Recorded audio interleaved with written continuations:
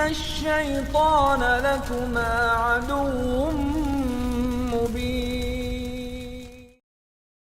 حضرت موسیٰ علیہ السلام سے لے کر حضرت عیسیٰ علیہ السلام تک تقریباً 1400 سال کا عرصہ ہے، اور ان 1400 سال میں کوئی نہ کوئی نبی بنی اسرائیل میں ضرور رہا ہے۔ یہودی مانتے تھے کہ اللہ تعالیٰ کے وعدے کے مطابق ایک مسیحا ان کی قوم میں آنے والا ہے، لیکن ان کا خیال تھا کہ وہ مسیحا پوری دنیا پر ان کی حکومت قائم کرے گا اور یہودی پوری دنیا پر راج کریں گے۔ جیسا کہ بائبل میں پیشن گوئی ہے، یہودا ایک مسیحا نازل فرمائے گا، دنیا کی بادشاہت اسی کی ہوگی، اس کے آنے سے داؤد کی سلطنت بحال ہو جائے گی اور یروشلم خدا کا دارالحکومت بن جائے گا۔ بائبل کی اسی پیشن گوئی کے پورا ہونے کی امید میں یہودی آج بھی اپنے مسیحا کا انتظار کر رہے ہیں۔ اللہ تعالیٰ نے حضرت عیسیٰ علیہ السلام کو بنی اسرائیل کی طرف بھیج کر اپنا وعدہ پورا کر دیا، لیکن یہودی چونکہ مادہ پرست قوم تھی، اس لیے وہ ایسے مسیحا کے انتظار میں تھے جو انہیں دنیاوی حکومت، اقتدار اور طاقت دلائے اور وہ پوری دنیا پر راج کریں۔ جب حضرت عیسیٰ علیہ السلام نے دین کی تبلیغ کی تو ان کی تمام امیدوں پر پانی پھر گیا، کیونکہ حضرت عیسیٰ علیہ السلام نے بنی اسرائیل کو دنیاوی عیش و آرام چھوڑ کر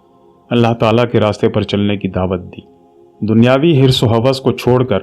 آخرت سنوارنے کی بات کی۔ جیسا کہ بائبل کے باب متی میں ہے، جو کوئی میرے پیچھے آنا چاہے وہ اپنی خودی سے انکار کر دے اور اپنی صلیب اٹھائے اور میرے پیچھے ہو لے۔ شیطان کے دھوکوں میں جو سب سے بڑا دھوکہ ہے وہ یہی ہے کہ انسان کو مادی چیزوں کے حصول میں پھنسا دیتا ہے، وہ عیاشیوں کو خوبصورت کر کے دکھاتا ہے۔ انسان اس خوبصورتی میں ایسا مگن ہوتا ہے کہ وہ اپنی موت تک کو بھول جاتا ہے۔ وہ سمجھنے لگتا ہے کہ اگر موت کے بعد ہمیں دوبارہ زندہ بھی کیا گیا تو جس طرح ہم یہاں عیش و آرام کی زندگی گزار رہے ہیں، دوبارہ زندہ ہونے کے بعد بھی ہم اسی طرح عیاشی میں ہی رہیں گے۔ بنی اسرائیل کو بھی شیطان نے انہی ہتھ کنڈوں کے ذریعے پھنسا رکھا ہے، اور ان کا ہر عمل اور ہر سازش صرف اور صرف دنیاوی مال و دولت اور اقتدار کے حصول کے لیے رہ گیا ہے۔ اسی دنیاوی طاقت اور اقتدار کے لالچ میں انہوں نے حضرت عیسیٰ علیہ السلام کی دعوت کو قبول کرنے سے انکار کر دیا۔ جب حضرت عیسیٰ علیہ السلام کو بنی اسرائیل کی طرف بھیجا گیا تو اس وقت ان کے علماء کا بنی اسرائیل پر بہت کنٹرول تھا، جنہوں نے قوم میں بہت سی خرابیاں پیدا کر رکھی تھی۔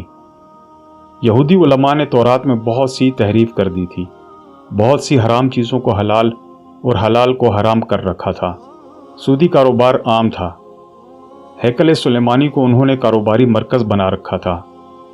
اور وہاں بیچنے کے لیے قربانی کے جانوروں کو باندھا جاتا تھا۔ قربانی کے جانور خریدنے میں بھی ان کے علماء انہیں مشورہ دیتے تھے کہ کون سا جانور خریدنا ہے اور کون سا نہیں۔ اسی کاروبار سے وہ اپنے لیے بہت سا مال اکٹھا کر رہے تھے۔ حضرت عیسیٰ علیہ السلام نے جہاں دنیاوی عیش و آرام ترک کرنے کا حکم دیا، وہیں علماء یہود کی مکاریوں اور دین سے دوری کا پردہ بھی چاک کیا، اور یہودی علماء کو عوام پر اپنا اثر و رسوخ ختم ہونے کا ڈر پیدا ہو گیا، جس کی وجہ سے انہوں نے حضرت عیسیٰ علیہ السلام کی بہت زیادہ مخالفت کی اور ہمیشہ ان کے خلاف سازشیں کرتے رہے۔ بائبل کے باب متی میں ہے کہ حضرت عیسیٰ علیہ السلام نے یہودی علماء کو مخاطب کرتے ہوئے کہا، اے ریاکار فقیہو اور فرسیو، تم پر افسوس ہے کہ آسمان کی بادشاہت لوگوں پر بند کرتے ہو، نہ خود داخل ہوتے ہو اور نہ داخل ہونے والوں کو داخل ہونے دیتے ہو۔ اے ریاکار فقیہو اور فرسیو، تم پر افسوس ہے کہ ایک مرید کرنے کے لیے بحر و بر کا دورہ کرتے ہو، اور جب وہ تمہارا مرید بن چکتا ہے تو اسے اپنے سے 2 گنا جہنم کا فرزند بنا دیتے ہو۔ اے اندھے راہ بتانے والو، تم مچھر کو تو چھانتے ہو اور اونٹ نگل جاتے ہو۔ اے ریاکار فقیہو اور فرسیو، تم پر افسوس ہے کہ تم سفیدی پھری ہوئی قبروں کی مانند ہو، جو اوپر سے تو خوبصورت دکھائی دیتی ہیں مگر اندر مردوں کی ہڈیوں اور ہر طرح کی نجاست سے بھری ہوئی ہیں۔ اسی طرح تم بھی لوگوں کو راست بازی دکھاتے ہو مگر باطن میں مکاری اور ریاکاری اور بے دینی سے بھرے ہوئے ہو۔ جب حضرت عیسیٰ علیہ السلام کی تعلیمات کی وجہ سے یہودی علماء کے مفادات پر ضرب پڑی تو انہوں نے حضرت عیسیٰ علیہ السلام کے خلاف محاذ کھول دیا، ان کی نبوت اور رسالت کو ماننے سے انکار کر دیا، اور کہنے لگے کہ ہمارے پاس پہلے سے تورات کی شکل میں شریعت موجود ہے اور ہمیں مزید کسی شریعت کی ضرورت ہی نہیں۔ حالانکہ اسی تورات میں حضرت عیسیٰ علیہ السلام کے آنے کی پیشگوئی بھی کی گئی تھی۔ یہودیوں نے حضرت عیسیٰ علیہ السلام کی معجزانہ ولادت کو بھی ماننے سے انکار کیا اور انتہائی بیہودہ الزامات لگائے۔ حضرت عیسیٰ علیہ السلام کے معجزات کو جادو کہا اور ان کے قتل کی سازشیں شروع کر دی۔ اس وقت فلسطین پر رومیوں کی حکومت تھی، جنہوں نے یہودیوں کو اجازت دے رکھی تھی کہ وہ اپنے مذہبی معاملات خود طے کریں اور رومی ان معاملات میں مداخلت نہیں کریں گے۔ اسی مذہبی آزادی کی آڑ لے کر یہودیوں کے اس وقت کے ربی نے اپنی عدالت لگائی اور حضرت عیسیٰ علیہ السلام کو مصلوب کیے جانے کا فتویٰ دے دیا۔ بقول یہود و نصارہ، یہودیوں نے حضرت عیسیٰ علیہ السلام کو مصلوب کر دیا تھا،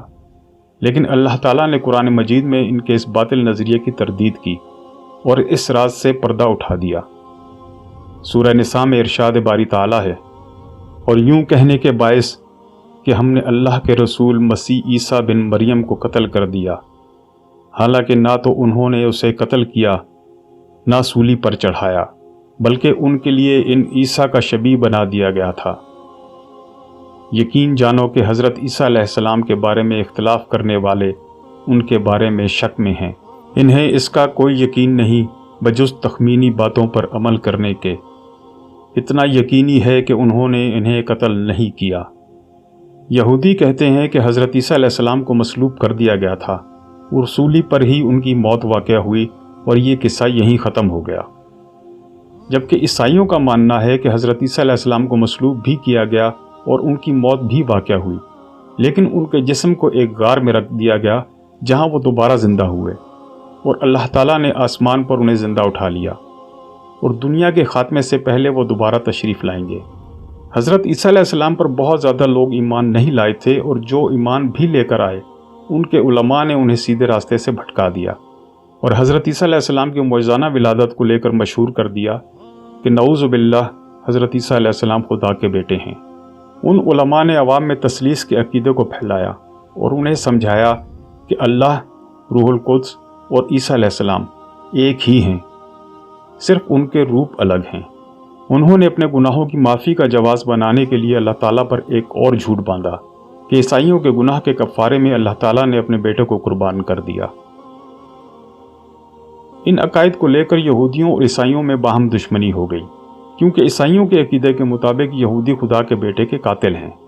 یہود و نصارہ کے باہمی اختلافات کو اللہ تعالیٰ نے سورہ بقرہ میں یوں بیان کیا ہے، یہود کہتے ہیں کہ نصرانی حق پر نہیں اور نصرانی کہتے ہیں کہ یہودی حق پر نہیں، حالانکہ یہ سب لوگ تورات پڑھتے ہیں۔ اسی طرح انہی جیسی بات بے علم بھی کہتے ہیں۔ قیامت کے دن اللہ ان کے اس اختلاف کا فیصلہ ان کے درمیان کر دے گا۔ حضرت عیسیٰ علیہ السلام کو مصلوب کرنے کے واقعے کی تفصیل انجیل برنباس میں بھی موجود ہے، لیکن اسے عیسائی تسلیم نہیں کرتے،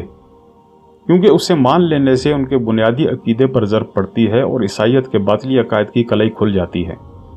اصل میں حضرت عیسیٰ علیہ السلام کو اللہ تعالیٰ نے 33 برس کی عمر میں زندہ آسمان پر اٹھا لیا، اور قیامت سے پہلے حضرت عیسیٰ علیہ السلام کو اللہ تعالیٰ دوبارہ دنیا میں بھیجیں گے، کیونکہ دجال کا قتل انہی کے ہاتھ سے ہوگا۔ یہود و نصارہ کے غلط عقائد کا پردہ بھی وہی فاش کریں گے، اور ان میں کوئی بھی ایسا نہ بچے گا جو حضرت عیسیٰ پر ایمان نہ لے آئے،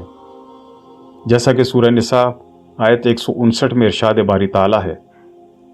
اہل کتاب میں ایک بھی ایسا نہ بچے گا جو حضرت عیسیٰ کی موت سے پہلے ان پر ایمان نہ لا چکے، اور قیامت کے دن آپ ان پر گواہ ہوں گے۔ حضرت عیسیٰ علیہ السلام کے قتل کی سازش اتنا بڑا واقعہ تھا کہ اس کے بعد اللہ تعالیٰ نے سزا کے طور پر بنی اسرائیل میں نبوت کا باب ہی بند کر دیا۔ حضرت عیسیٰ علیہ السلام کے زندہ دنیا سے اٹھائے جانے کے 37 برس بعد یعنی 70 عیسوی میں یہودیوں نے رومیوں کے خلاف بغاوت کی، جس کے جواب میں ایک رومی جنرل ٹائٹس نے ان کو سبق سکھایا۔ ٹائٹس کے حملے اتنے تیز اور شفاق تھے کہ اس نے یروشلم کو تہس نہس کر کے رکھ دیا۔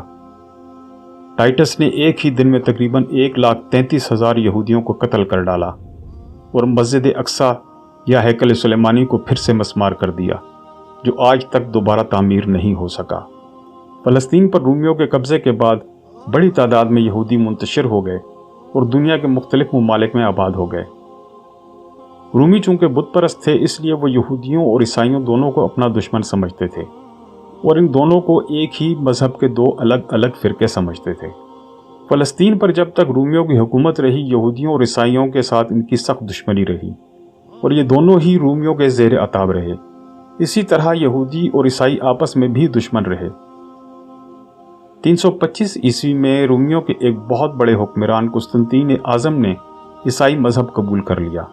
اور پھر 391 عیسوی میں پوری سلطنت روم نے عیسائی مذہب اختیار کر لیا اور عیسائیت کو ریاستی مذہب کا درجہ مل گیا۔ اس کے بعد جہاں جہاں رومیوں کی حکومت تھی وہاں یہودی مشکلات کا شکار ہو گئے۔ شہروں میں ان کے داخلے پر پابندی لگا دی گئی اور ان کے ساتھ وہی سلوک کیا گیا جو ہندوستان میں اچھوتوں کے ساتھ کیا جاتا ہے۔ یہودیوں کو جب فلسطین سے نکالا گیا تو ان کے 3 قبائل عرب میں آ کر آباد ہو گئے۔